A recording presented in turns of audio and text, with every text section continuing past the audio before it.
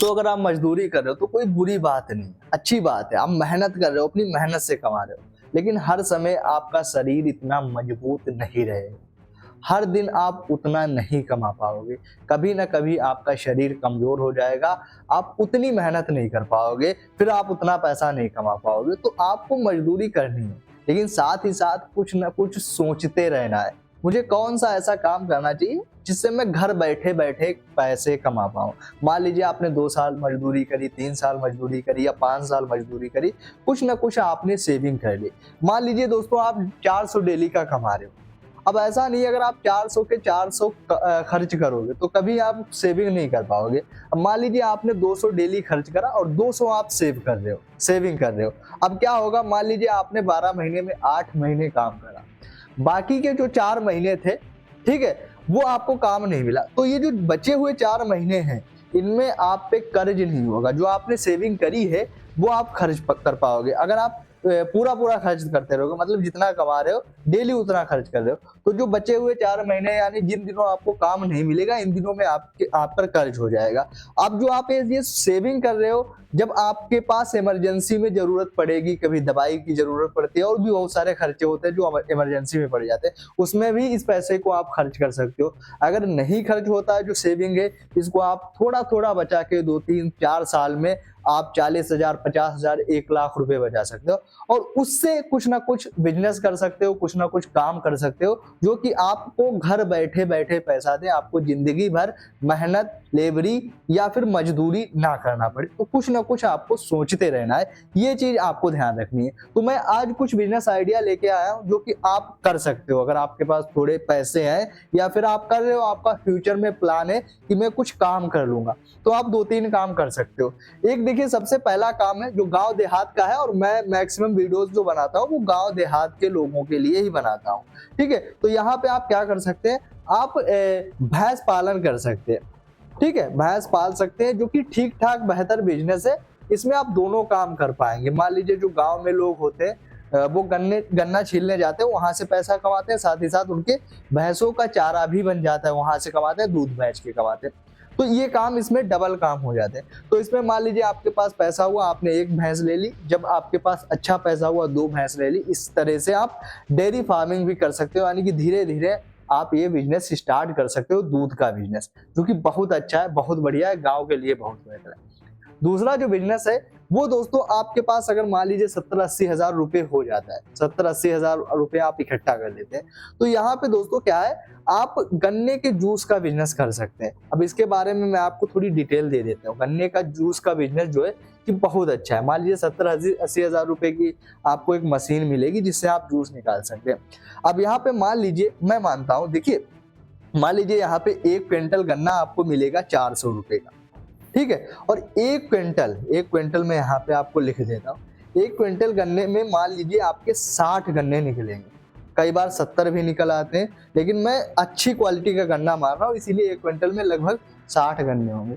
और 60 गन्ने जो होंगे उसमें से एक गन्ने में जो जूस निकलेगा वो लगभग, देखिए अच्छी क्वालिटी का मैं गन्ना ले, एक गन्ने में जो जूस निकलेगा वो मान लीजिए 3 गिलास निकलेगा, ठीक है, 3 गिलास यहाँ पे जूस निकलेगा।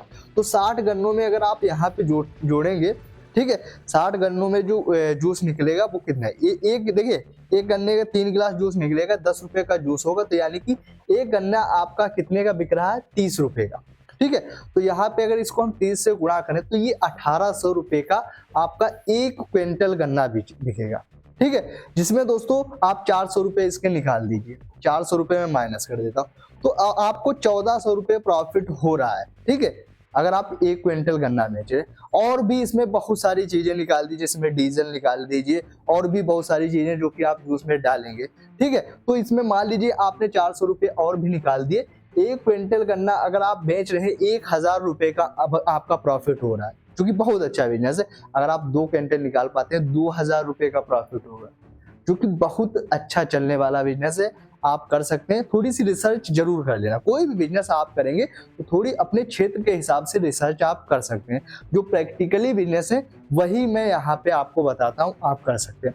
जो तीसरा बिजनेस आइडिया है वो भी अच्छा बिजनेस आइडिया है, वो दोस्तों है बर्तन का। ये बर्तन का मैं क्यों कह रहा हूँ, बर्तन का आप टेंट मान सकते हैं।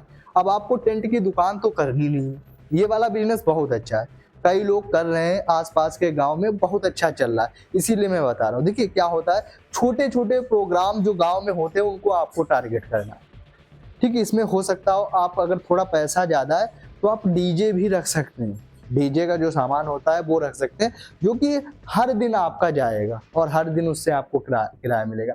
तो बर्तन का मतलब है कुछ बर्तन आप रख सकते हैं जो कि काम में आते हैं छोटे छोटे प्रोग्रामों में। मान लीजिए आपने थोड़ी कुर्सी ले ली, थोड़ी टेबल ले ली और कुछ बर्तन ले लिए जो कि आपके छोटे छोटे प्रोग्रामों में जाएंगे और उनका आपको किराया मिलेगा। जग ले लिया, मग ले लिया, ठीक है।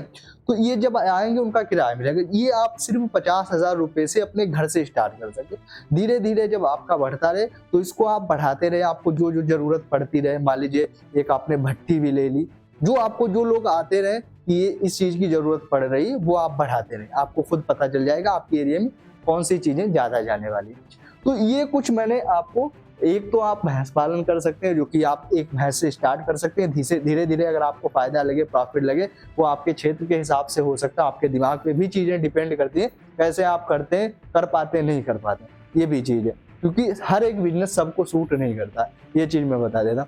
आप ये वाला अगर अच्छा लगे तो इसको आप कर सकते हैं, ये भी बढ़िया है, बेहतर है, ठीक है। ये नहीं तो ये तो घर बैठे बैठे आपको कुछ करना ही नहीं, आपका कस्टमर आएगा, खुद लेके जाएगा, खुद देके जाएगा, बस आपको उसका किराया लेना है। तो बहुत अच्छा बिजनेस है। एक अगर आपके पास पैसा है, ज्यादा पैसा है, तो मैं बता देता हूँ, कुछ लोग हों जो जिनका अच्छा पैसा है, तो आप वो शटरिंग रख सकते हैं, ठीक है। हर एक गांव में जो मकान घर बनने का काम बहुत तेजी से चल रहा है, किसी गांव में जाओ 4-5 मकान 4-5 घर बन ही रहे, तो शटरिंग का सामान आप ले सकते हो, किराए पे दे सकते हैं।